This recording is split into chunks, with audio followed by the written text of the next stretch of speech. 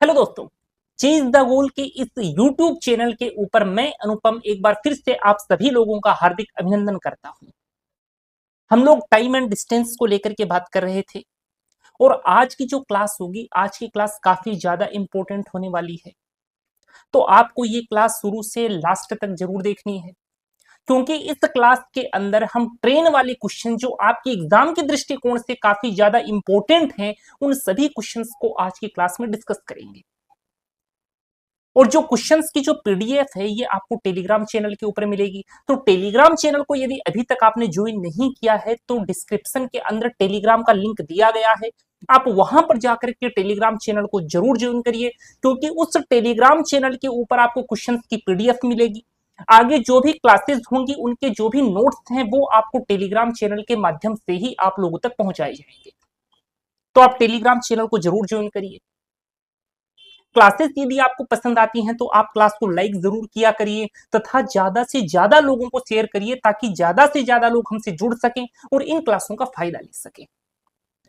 Channel पर नए हैं तो सब्सक्राइब करना बिल्कुल ना भूलिएगा, क्योंकि यह चैनल आपके चतुर्थ श्रेणी कर्मचारी भर्ती के अंदर आपके चयन की जो नींव है उसको काफी ज्यादा मजबूत करेगा। तो दोस्तों, ट्रेन वाले क्वेश्चन स्टार्ट करने से पहले कुछ चीजें हैं जो मैं आपको बताऊंगा। वैसे चीजें मैंने आपको बता रखी हैं, लेकिन यहां पर यदि उन चीजों को मैं वापस से बता दूंगा तो एक तरीके से आपका रिवीजन हो जाएगा, ठीक है ना। तो आज की इस क्लास के अंदर जो हम स्टार्ट करेंगे, सबसे पहले रिलेटिव स्पीड यानी कि सापेक्ष चाल की बात करेंगे। उसके बाद में जितने भी ट्रेन के क्वेश्चंस हैं जो आपकी एग्जामिनेशन के लेवल के हिसाब से इंपॉर्टेंट है, वो सारे के सारे हम यहाँ पर डिस्कस कर लेंगे, ठीक है। तो देखिए, सबसे पहले हम यहां पर शुरू करेंगे सापेक्ष चाल यानी कि रिलेटिव स्पीड। तो इसका जो भी कॉन्सेप्ट है, पहले मैं कॉन्सेप्ट बताऊंगा। रिलेटिव स्पीड, रिलेटिव स्पीड को हिंदी में कहते हैं जी सापेक्ष चाल। यदि आपको लिखना हो तो साथ ही साथ आप लिख सकते हैं, साथ ही साथ अपने नोट्स को प्रिपेयर कर सकते हैं, क्योंकि सारे के सारे जो कॉन्सेप्ट है वो मैं आपको यहां पर बता दूंगा। जो भी फॉर्मूले इस ट्रेन वाले सवालों के अंदर यूज होंगे वो सारे के सारे हम यहाँ पर डिस्कस कर लेंगे। देखिए, किसी प्रकार की कोई कंफ्यूजन मैं आपके नहीं छोड़ूंगा। सापेक्ष चाल, अच्छा, तो यहां पर जो सबसे पहला केस हम लेते हैं, केस फर्स्ट, जब गति एक ही डायरेक्शन में हो।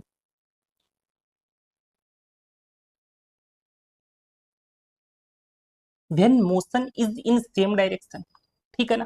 क्या कहना चाह रहा हूं, जैसे मान लो कि अपने पास जो पहली वस्तु है उसका मूवमेंट इस डायरेक्शन में है, तो जो पहली वस्तु का मूवमेंट जिस डायरेक्शन में है, यदि उस दूसरी वस्तु का मूवमेंट यदि उसी डायरेक्शन में है यानी कि सेम डायरेक्शन में है, तो उस केस के अंदर जो हम स्पीड लेते हैं वो हमेशा दोनों स्पीड का हम क्या लेते हैं, डिफरेंस लेते हैं, ठीक है।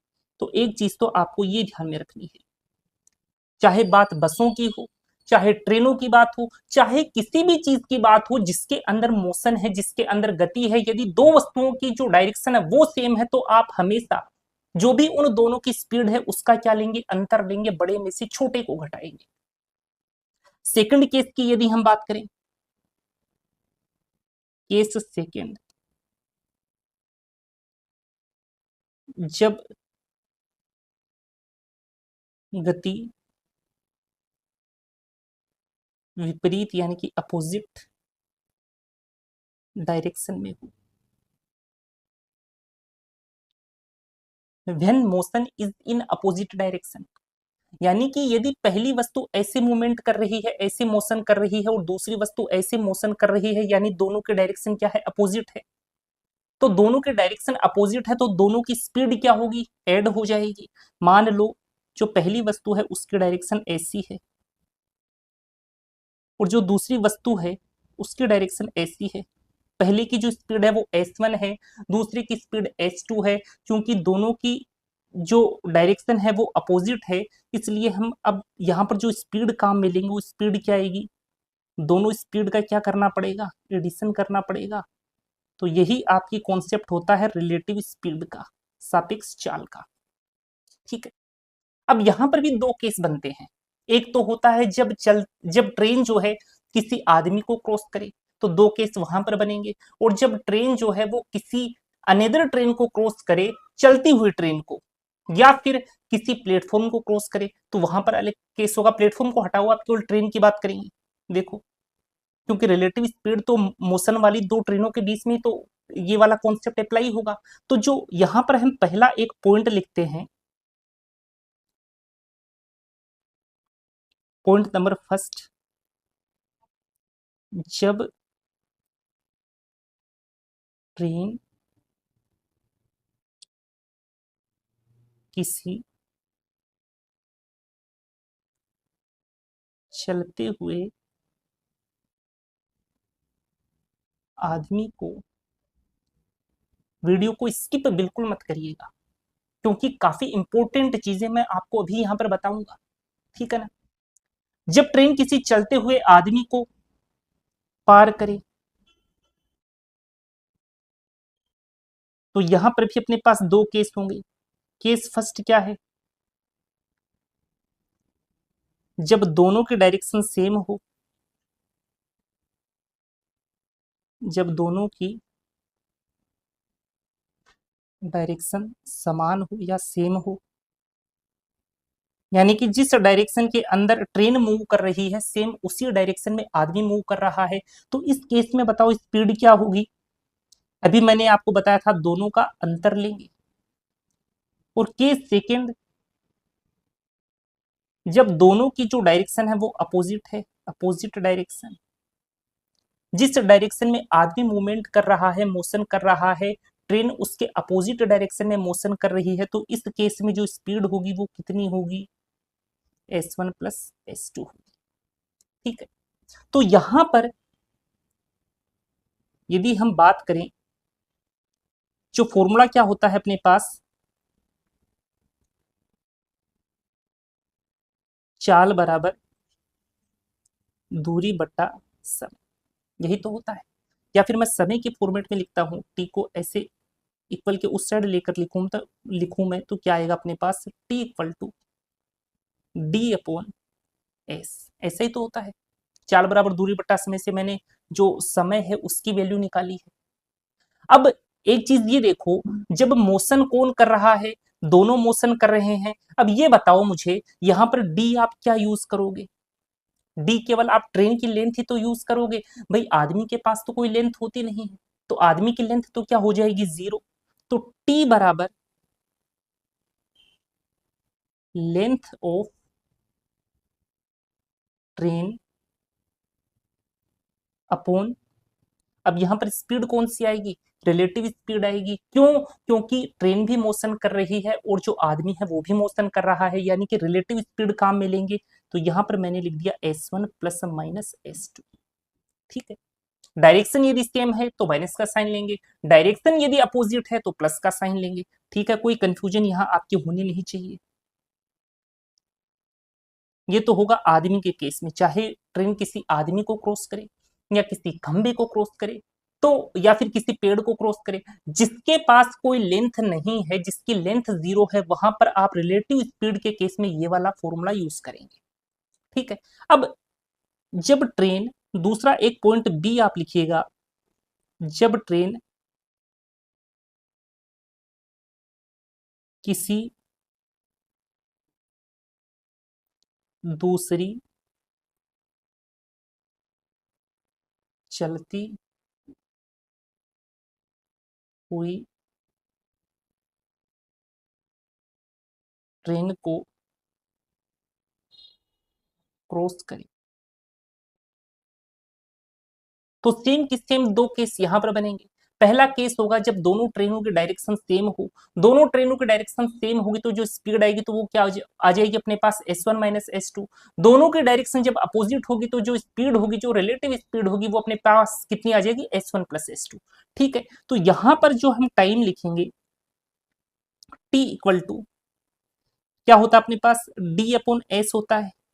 लेकिन अब यहां पर जो डी आएगा वो क्या आएगा, यहां पर पहली जो ट्रेन है उसकी लेंथ प्लस जो दूसरी ट्रेन है उसकी लेंथ का एडिशन जो है वो डी की वैल्यू है।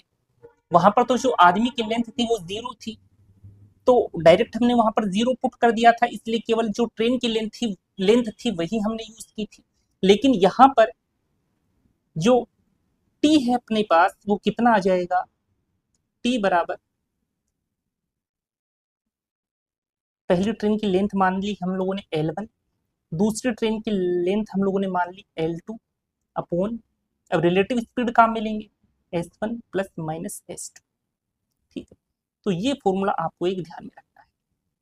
चलिए अब यहां पर मैं एक सार आपको बताता हूं, वो सार आपकी थोड़ी हेल्प करेगा। किस तरीके से हेल्प करेगा आप उसको देखिएगा एक बार।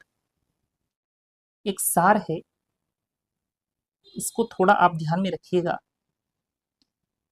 इसमें पॉइंट नंबर फर्स्ट देखिए आप, जब ट्रेन किसी आदमी को क्रॉस करे या ट्रेन किसी खंबे को क्रॉस करे या ट्रेन किसी पेड़ को क्रॉस करे, उस केस के अंदर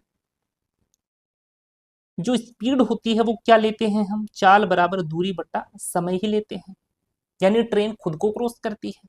ठीक है, अच्छा यहां पर एक चीज देखो, यहां पर टोटल कितनी टर्म है, 1 2 और 3। टोटल टर्म कितनी है यहाँ पर, 3 टर्म है। देखो कुछ क्वेश्चन बहुत फटाफट होंगे, देखते ही आप फटाक से टिक लगा दोगे, इसलिए ये चीज मैं आपको बता रहा हूं। सेकंड पॉइंट आप देखिएगा। अच्छा मैं आपसे ये कहूं कि ट्रेन जो है किसी प्लेटफॉर्म को क्रॉस करती है, उस केस में फॉर्मूला क्या बनता है, उस केस में फॉर्मूला होता है अपने पास एस बराबर ट्रेन की लेंथ प्लस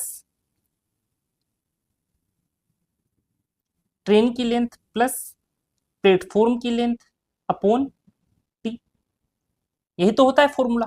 तो यहां पर कितनी टर्म अपने पास है, देखो ये पहली टर्म, ये दूसरी, तीसरी और चौथी। टोटल टर्म कितनी है अपने पास, 4 टर्म है। ठीक है, अच्छा तीसरा तीसरा पॉइंट आप देखो, थर्ड जो पॉइंट है ना वो देखिएगा आप। जब ट्रेन किसी दूसरी ट्रेन को क्रॉस करती है और दोनों ट्रेनों के अंदर मोशन है, दोनों ट्रेन गति कर रही हैं, तो फॉर्मूला क्या होगा, S1 plus minus S2 equal to L1 पहली ट्रेन की लेंथ, L2 दूसरे ट्रेन की लेंथ अपॉन टी। अच्छा यहां पर टोटल नंबर ऑफ टर्म कितनी है, पहली टर्म, दूसरी टर्म, तीसरी टर्म, चौथी टर्म और पांचवी टर्म। टोटल कितनी टर्म है, 5 टर्म है। चलिए जी, अच्छा बस इतनी चीज आपको ध्यान में रखनी है। अब एक चीज मैं आपको ये बताऊं कि क्वेश्चन में कई बार क्या करता है, यहां पर मान लो 4 टर्म है तो आपको 2 की ही वैल्यू देगा और एक की किसी की वैल्यू पूछ लेगा, तो यहां पर टोटल 4 टर्म है, तो आप उस अननोन टर्म की वैल्यू तभी निकाल पाओगे जब 3 की वैल्यू अपने को गिवन हो। ठीक है ना, ऐसा ही यहां पर होगा। ठीक है, क्वेश्चन देखिए इसके ऊपर, देखो कैसे ये जो चीज है ना कई जगह आपकी फटाफट हेल्प करेगी, आप देखते ही आंसर मार्क कर दोगे। करें क्वेश्चन स्टार्ट, क्वेश्चन देखिएगा जी। सबसे पहले चलते हैं क्वेश्चन नंबर फर्स्ट के ऊपर।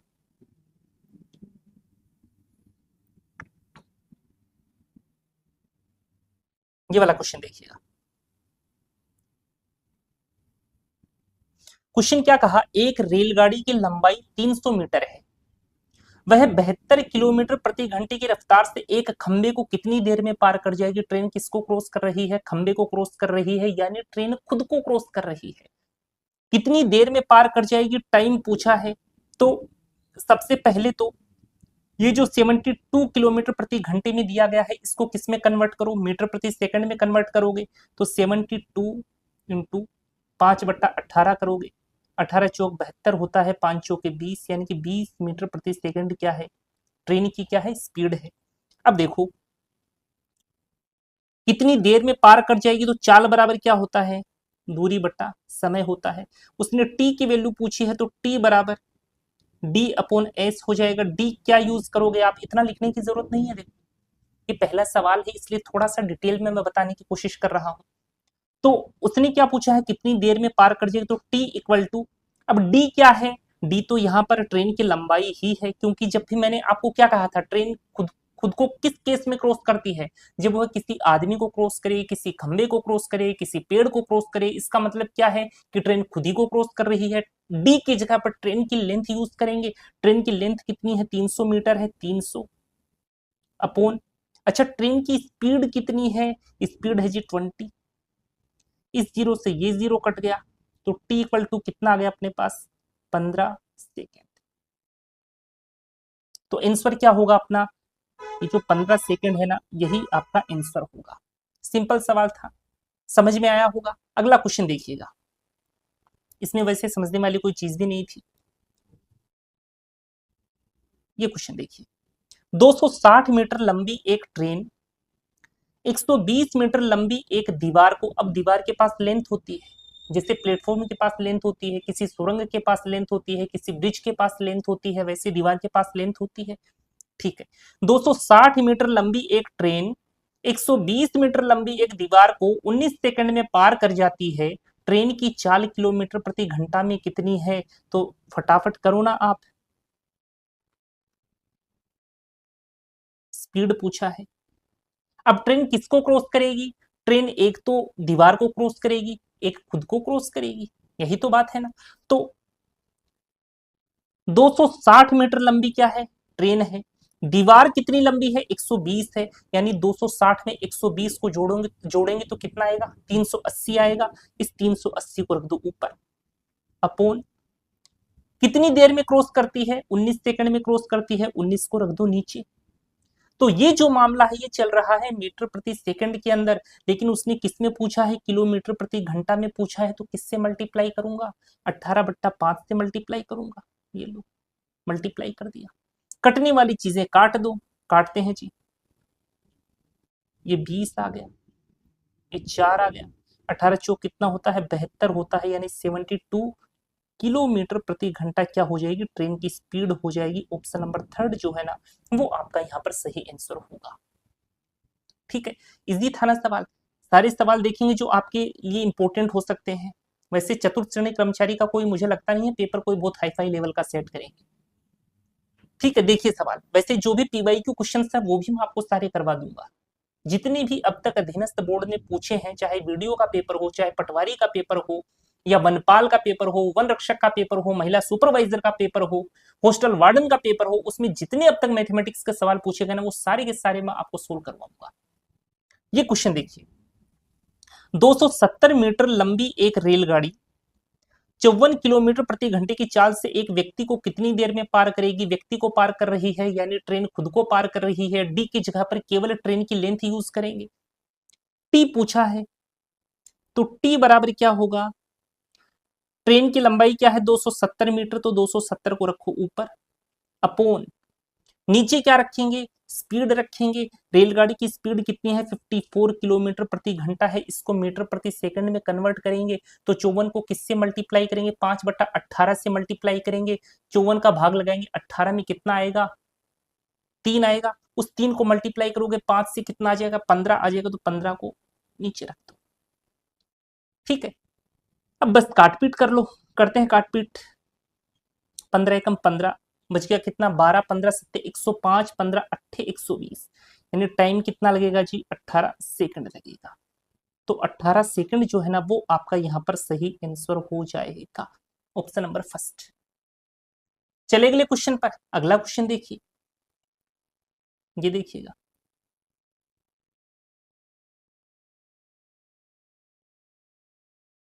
दो 240 मीटर लंबी ट्रेन 48 किलोमीटर प्रति घंटे की गति से एक प्लेटफॉर्म को 39 सेकंड में पार करती है।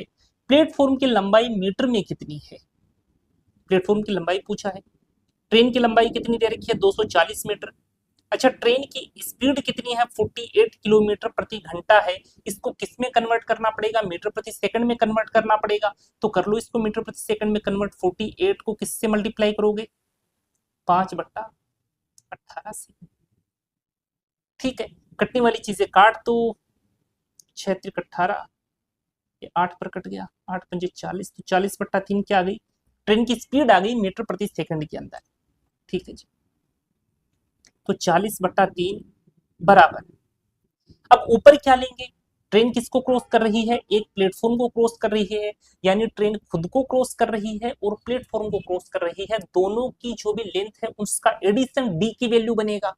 तो एडिशन करो ना इसका, ये तो 240 मीटर है ट्रेन की लेंथ, और जो प्लेटफॉर्म है प्लेटफॉर्म की लेंथ तो उसने पूछी है, तो 240 प्लस प्लेटफॉर्म की लेंथ को हमने पी मान लिया। अपो कितनी देर में क्रॉस करती है? 39 सेकंड में क्रॉस करती है। 39 को डिनोमिनेटर में रख दिया, हर में रख दिया, बस कटने वाली चीजें काट दो, मल्टीप्लाई करो 40 से, 13 चौके 52, 520 इक्वल टू 240 प्लस पी। यहाँ से पी की वैल्यू निकालोगे कितना आएगा? 0, और ये कितने आ जाएगा अपने पास? 8, 4 में से 2 गया तो 2 इक्वल टू पी। यानी जो प्लेटफॉर्म है उसकी लेंथ कितने मीटर है? उसकी लेंथ 280 मीटर है। तो ऑप्शन नंबर सेकंड जो है वो आपका सही जवाब हो जाएगा। ठीक है, जो क्वेश्चंस की जो पीडीएफ है ये आपको टेलीग्राम चैनल के ऊपर मिल जाएगी, और टेलीग्राम चैनल का जो लिंक है वो आपको डिस्क्रिप्शन के अंदर मिलेगा, वहां से जाकर के आप टेलीग्राम चैनल को जरूर ज्वाइन करिए। ठीक है, चलिए अगले क्वेश्चन को देखें। देखिएगा, क्लास यदि पसंद आती है तो लाइक करना ना भूलिएगा, शेयर करना ना भूलिएगा, सब्सक्राइब तो खैर चैनल को आपको करना ही। ये क्वेश्चन देखिएगा, 200 मीटर लंबी ट्रेन 240 मीटर लंबे प्लेटफॉर्म को 22 सेकंड में पार कर सकती है। इस ट्रेन की गति क्या है? किलोमीटर प्रति घंटा में पूछा है। ठीक है, देखिए स्पीड पूछी है, तो एस इक्वल टू 200 मीटर की तो क्या है? ट्रेन की लंबाई है। प्लेटफॉर्म की लंबाई कितनी है? 240 मीटर है। दोनों को ऐड करोगे तो कितना आ जाएगा? 440 अपॉन कितने सेकंड में क्रॉस करती है? 22 सेकंड में क्रॉस करती है। 22 को टिकाओ नीचे। अब ये मामला चल रहा है मीटर प्रति सेकंड में, उसने पूछा है किलोमीटर प्रति घंटा में। देखो किलोमीटर प्रति घंटा में पूछा है ना, तो किससे मल्टीप्लाई करूंगा? 18/5 से, बस सोल्व कर दो। ये आ गया 20, 5 चौके 20, 18 चौके 72 किलोमीटर प्रति घंटा। ये किसकी स्पीड है? ये ट्रेन की स्पीड है, 72 kilometre per hour. Option number 4 जो है वो आपका यहाँ पर सही आंसर होगा। ठीक है, अगला क्वेश्चन देखिएगा, 72 किलोमीटर प्रति घंटा की गति से दौड़ने वाली ट्रेन 250 मीटर लंबे प्लेटफॉर्म को 26 सेकंड में पार कर देती है। ट्रेन की लंबाई क्या है? बार बार घुमा फिरा के वैसी चीजें पूछी जा रही हैं। देखो 72 किसमें है? किलोमीटर प्रति घंटा में है। किसमें कन्वर्ट करेंगे? मीटर प्रति सेकंड में कन्वर्ट करेंगे। तो 72 को किससे मल्टीप्लाई करेंगे? 5/18 से करेंगे। 72 में 18 का भाग लगाएंगे, 4 आएगा। 4 को 5 से मल्टीप्लाई करेंगे, 20 आएगा। ट्रेन की स्पीड क्या आ गई? 20 मीटर प्रति सेकंड इक्वल टू 250 मीटर लंबे, तो ये 250 इधर आ गया। ट्रेन की लेंथ पूछी है, मान लिया एल है, अपॉन कितनी सेकंड में क्रॉस करती है? 26 सेकंड में क्रॉस करती है। इसको सोल्व कर दो, 26 दूनी 52 होता है, 520, तो ये हो गया बराबर 250 प्लस एल। यहाँ से एल की वैल्यू निकालोगे कितना आ जाएगा? ये 0 और 5 2 7, 4 में से 2 चला गया तो कितना है? 270 मीटर। ये क्या है जी? आपकी ट्रेन की लंबाई है 270 मीटर। ठीक है, तो ऑप्शन नंबर सेकंड जो है ना वो आपका यहाँ पर सही आंसर होगा। चले अगले क्वेश्चन पर। अगला क्वेश्चन देखिएगा, ये देखो 90 किलोमीटर प्रति घंटा की गति से दौड़ती हुई एक 270 मीटर लंबी गाड़ी विपरीत दिशा में दौड़ती हुई दूसरी गाड़ी को 15 सेकंड में पार कर जाती है। रिलेटिव स्पीड का कॉन्सेप्ट है जब दो ट्रेनें एक दूसरे को क्रॉस करती हैं विपरीत दिशा में। तो यहां पर मुझे एक चीज बताओ, मैंने आपको फॉर्मूला बताया था, क्या फॉर्मूला मैंने आपको बताया था? मैंने आपको बताया था T equal to L1 plus L2 upon S1 plus minus S2। ये किस केस में होता है? जब ट्रेन एक दूसरी चलती हुई ट्रेन को क्रॉस करती है। यहां पर मैंने आपसे क्या कहा था? टोटल नंबर ऑफ टर्म कितनी है? 1 2 3 4 5। यानी कि आप किसी एक अज्ञात टर्म की वैल्यू तभी फाइंड आउट कर पाओगे जब किन्हीं 4 टर्म की वैल्यू अपने को दी होगी, क्योंकि टोटल 5 टर्म अपने फॉर्मूले के अंदर है। तो 4 टर्म की वैल्यू देगा तभी जाकर के तो आप 5वें टर्म की वैल्यू निकाल पाओगे। तो देखो यहां पर कितनी टर्म अपने को दी गई है? ये पहली है ट्रेन की स्पीड। ये दूसरी चीज, दूसरी टर्म अपने को दे दिया 270 मीटर लंबी गाड़ी, दूसरी वैल्यू मिल गई 15 सेकंड में। ये तीसरी वैल्यू मिल गई। तो उसने क्या कहा? दूसरी गाड़ी की लंबाई मीटर में कितनी है? रे कैसे बता पाओगे? आंकड़े अपर्याप्त है, क्योंकि 3 टर्म की ही तो वैल्यू दी, अपने को कम से कम 4 टर्म की तो वैल्यू उसको देनी चाहिए थी, उसने नहीं दी, तो आंसर क्या आ गया, आंकड़े अपर्याप्त है। ठीक है, इसीलिए जो मैंने टर्म थी ना, वो टर्म आपको काउंट करके एक सार का एक फॉर्मेट आपको लिखवाया था। तो जब भी आपको ऐसा ऑप्शन मिल जाए ना, आंकड़े अपर्याप्त हैं, तो टर्म को काउंट कर लिया करो, काम थोड़ा फास्ट हो जाएगा। अगला क्वेश्चन देखिएगा, 270 मीटर लंबी एक रेलगाड़ी 10 किलोमीटर प्रति घंटे की चाल से चल रही है। ठीक है, विपरीत दिशा से 80 किलोमीटर प्रति घंटे की चाल से आ रही है, एक दूसरी को 20 सेकंड में पार कर जाती हैं। दो ट्रेनें हैं, पहली ट्रेन की जो लेंथ है वो अपने को दी गई है, कितनी है, 270 मीटर है, और स्पीड दी गई है 10 किलोमीटर प्रति घंटा है। विपरीत दिशा से 80 किलोमीटर प्रति घंटा, दूसरी ट्रेन की स्पीड दी है 80 किलोमीटर प्रति घंटा, एक दूसरे को 20 सेकंड में पार कर जाती हैं। दूसरी गाड़ी की लंबाई क्या है? अभी जो फॉर्मूला लिखा था वो यूज कर लो बस। टी इक्वल टू, ऊपर क्या लेते हैं, दोनों ट्रेन की लेंथ, तो उसने तो खैर दूसरी गाड़ी की लंबाई पूछी है अपने से, पहली की दी गई है 270 प्लस L2 मान लिया दूसरी गाड़ी को, टाइम भी तो दिया है अपने को, कितना दिया है टाइम, 20 सेकेंड, तो यहाँ पर 20 सेकेंड ही रख देते हैं डायरेक्ट, 20 सेकेंड। ठीक है, अपोन, अब दोनों की डायरेक्शन क्या है, विपरीत है ना, यानी कि एक ट्रेन ऐसी आ रही है, दूसरी ट्रेन ऐसी आ रही है, और जब भी दोनों की डायरेक्शन अपोजिट होती है तो मैंने क्या बताया था, स्पीड क्या लेते हैं, एडिशन लेते हैं, S1 प्लस S2 लेते हैं। यहाँ पर एक स्पीड क्या है, 10 दे रखी है, अच्छा दूसरी स्पीड अपने को कितनी दे रखी है, 80 किलोमीटर प्रति घंटा दे रखी है, दोनों की स्पीड किलोमीटर प्रति घंटा में है, पूछा किसमें है, आंसर मीटर में पूछा है ना, तो इस किलोमीटर प्रति घंटा को चेंज करना पड़ेगा, मीटर प्रति सेकंड में 80 और 10 को जोड़ा तो कितना आया, 90 किलोमीटर प्रति घंटा है ये चीज। अभी इसको चेंज करो मीटर प्रति सेकंड में, तो 5/18 से मल्टीप्लाई कर दो, सोल्व करें इसको, 18 पंजे 90, ये 25 आ गया, 25 मल्टीप्लाई होगा 20 से, आ गया 500 इक्वल टू 270 प्लस L2 की वैल्यू निकालोगे कितना आ जाएगा, 30, इसको देंगे तो 300, 400, 500, 230 मीटर ये आएगा। दूसरी ट्रेन की लेंथ कितनी आ जाएगी जी, 230 मीटर। तो ऑप्शन नंबर 4 जो है ना, वो आपका यहाँ पर सही आंसर हो जाएगा। ठीक है, इंपॉर्टेंट सवाल है, इस प्रकार के सवाल आपके एग्जाम में आने के पूरे पूरे चांसेस हैं। और इस चैप्टर से ये मान करके चलो, इस चैप्टर से कम 3 से 4 क्वेश्चन आपको जरूर देखने को मिलेंगे। ठीक है, तो काफी इंपॉर्टेंट चैप्टर है, और जितने भी टाइप के क्वेश्चंस इस चैप्टर से बन सकते हैं ना, वो सारे के सारे मैं आपको करवाऊंगा। वैसे बस आज की क्लास होगी, ट्रेन से रिलेटेड सवाल आज की क्लास में हो जाएंगे, और कल की क्लास में हम लोग बोट एंड स्टीम वाला चैप्टर कर लेंगे, उसमें भी सारे इंपॉर्टेंट क्वेश्चन मैं आपको करवा दूंगा। उसके बाद में ये जो आपका टाइम एंड डिस्टेंस वाला चैप्टर है, ये अपना पूरी तरीके से कंप्लीट हो जाएगा। ठीक है, चले अगला सवाल देखें। अगला सवाल देखिएगा, ये देखिए, 270 मीटर तथा 150 मीटर लंबी एक रेलगाड़ी 58 किलोमीटर प्रति घंटा तथा 32 किलोमीटर प्रति घंटे की चाल से विपरीत दिशाओं में चल रही हैं, यानी एडिशन होगा, विपरीत दिशाएं हैं, कितने समय में एक दूसरे को पार कर जाएंगे। सेम सवाल है, देखिए टी इक्वल टू, बस इस पर टी पूछ लिया उसने, पहली की लेंथ कितनी है, 270 मीटर है, दूसरी की लेंथ कितनी है, 150 मीटर है, तो ये अपने पास कितना आ जाएगा, एडिशन काम में लेंगे, 0 7 5 12 2 हाथ सिलाए, 1 2 1 3 और 1 4, 420, एक लकी नंबर आ गया अपने पास। ठीक है, अब दोनों की जो स्पीड है उसका क्या होगा, एडिशन होगा, क्योंकि डायरेक्शन क्या है, एक दूसरे की अपोजिट है, ये 58 है, ये 32 है, कितना आ जाएगा, चेंज किस में करेंगे, मीटर प्रति सेकंड में 5/18 से मल्टीप्लाई करेंगे।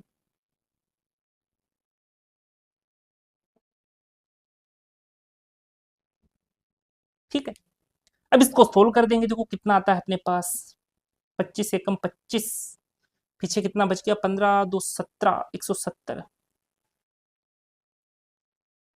150 बच गया, 20/25, इसको काट पीट इसमें भी कर देंगे, 5 से 4 पर 5 पर कट गया, तो अपने पास कितना आ गया, 16 सही 4/5 सेकेंड। तो है क्या कोई ऑप्शन ऐसा, तो ऑप्शन नंबर फर्स्ट जो है ना, वो आपका यहाँ पर सही आंसर होगा। सेम वैसे ही सवाल है जैसा अभी हम लोगों ने किया था।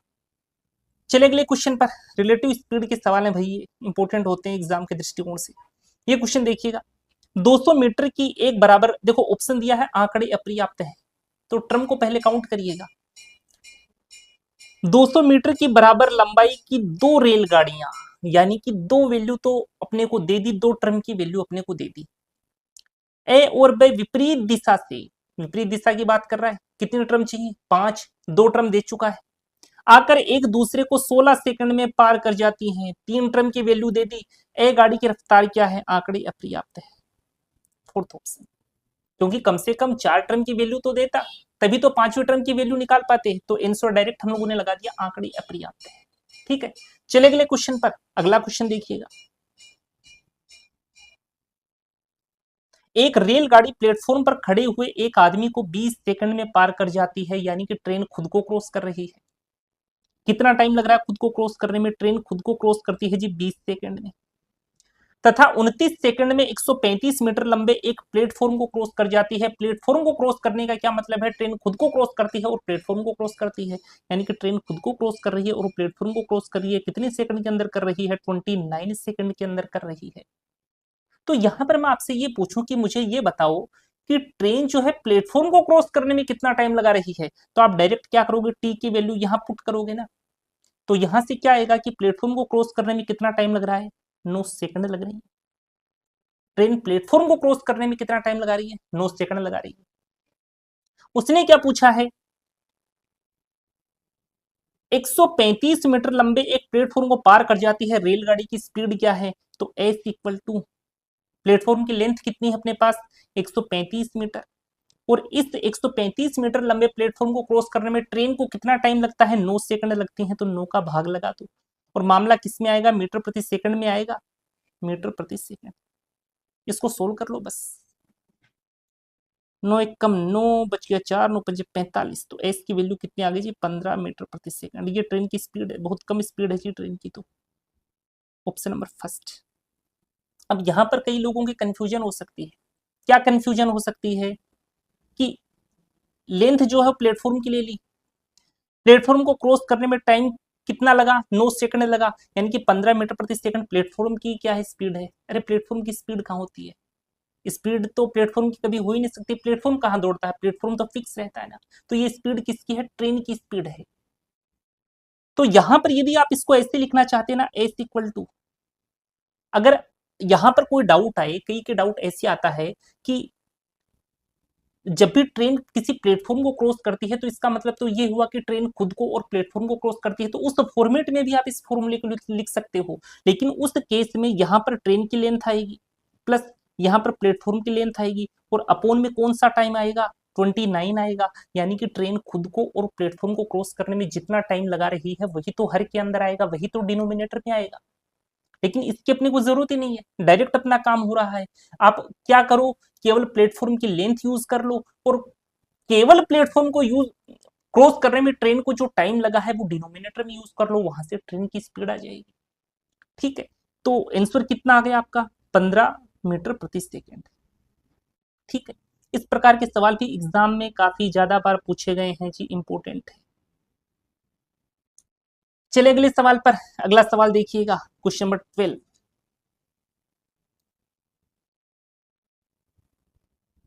एक ट्रेन एक पोल को 25 सेकंड में तथा 360 मीटर लंबे एक पुल को 37 सेकंड में पार कर जाती है। अच्छा, ट्रेन पोल को क्रॉस करती है, यानी ट्रेन खुद को क्रॉस करती है कितने टाइम में, 25 सेकंड में क्रॉस करती है। और 360 मीटर लंबे एक पुल को क्रॉस करने का मतलब क्या है, ट्रेन खुद को क्रॉस कर रही है और एक ब्रिज को क्रॉस कर रही है कितने टाइम में, 37 सेकंड। अच्छा, मैं आपसे ये पूछूं कि मुझे ये बताओ, ट्रेन केवल ब्रिज को कितनी देर में क्रॉस कर रही है, तो आप कितना बताओगे, 12 सेकंड में क्रॉस कर रही है, यही तो बताओगे। टी की वैल्यू यहां पर पुट करोगे, कितना आएगा, 25 आएगा, 25 में कितना जोड़ूंगी, 37 आ जाए, 12 जोड़ना पड़ेगा, यानी ट्रेन ब्रिज को क्रॉस करने में कितना टाइम लगा रही है, 12 सेकंड। अब उसने क्या पूछा है, रेलगाड़ी की लंबाई बताओ। बता देते हैं जी, पहले रेलगाड़ी की स्पीड अपने को निकालनी पड़ेगी, निकालते हैं रेलगाड़ी की स्पीड। तो यहाँ पर क्या यूज करेंगे, जो भी आपकी ब्रिज की लेंथ है ना उसको पकड़कर बाहर निकाल लो। ब्रिज की लेंथ कितनी है, 360 मीटर है ना, तो 360 को तो टांगो ऊपर, डिनोमिनेटर में क्या रखोगे, ट्रेन ने केवल ब्रिज को क्रॉस करने में कितना टाइम लगाया, कितना टाइम लगाया, 12 सेकंड लगाए ना, तो 12 को टांगो नीचे, नीचे बिठा दो 12 को, इसको सोल्व कर दो, कितना आया 30 मीटर प्रति सेकंड। आपके पास ट्रेन की स्पीड आ गई है जी 30 मीटर प्रति सेकंड। लेकिन उसने क्या पूछा है, उसने पूछा है कि रेलगाड़ी की लंबाई बताओ, यानी कि d बराबर s इंटू टी।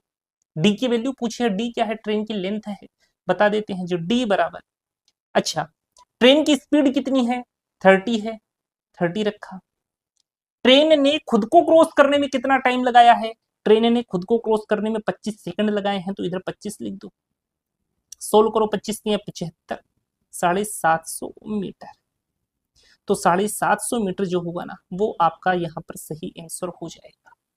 ठीक है, ठीक है दोस्तों, तो आज की जो क्लास है ये चतुर्थ श्रेणी कर्मचारी भर्ती के लिए काफी ज्यादा इंपॉर्टेंट क्लास थी। इसमें हम लोगों ने ट्रेन वाली जो सवाल आपके दृष्टिकोण से इंपॉर्टेंट हो सकते हैं वो सारे के सारे क्वेश्चन यहाँ पर डिस्कस किए हैं। कल अपनी टाइम एंड डिस्टेंस की लास्ट क्लास होगी, जिसके अंदर हम बोट एंड स्ट्रीम के सारे सवाल कर लेंगे। तो यदि सेशन पसंद आया है तो आप इस क्लास को लाइक जरूर करिएगा। क्वेश्चन की जो पीडीएफ है वो आपको टेलीग्राम चैनल के ऊपर मिलेगी, टेलीग्राम चैनल को जरूर ज्वाइन करिए और वहां से जो भी पीडीएफ फाइल मिलती है, जो भी नोट्स की पीडीएफ मिलती है, उन चीजों का आप फायदा लीजिए। चैनल पर नए हैं तो सब्सक्राइब करना बिल्कुल मत भूलिएगा, चैनल को ज्यादा से ज्यादा शेयर करिए ताकि ज्यादा से ज्यादा लोग हमसे जुड़ सके। हम मिलेंगे दोस्तों कल की क्लास में, तब तक के लिए धन्यवाद, शुक्रिया, जय हिंद दोस्तों।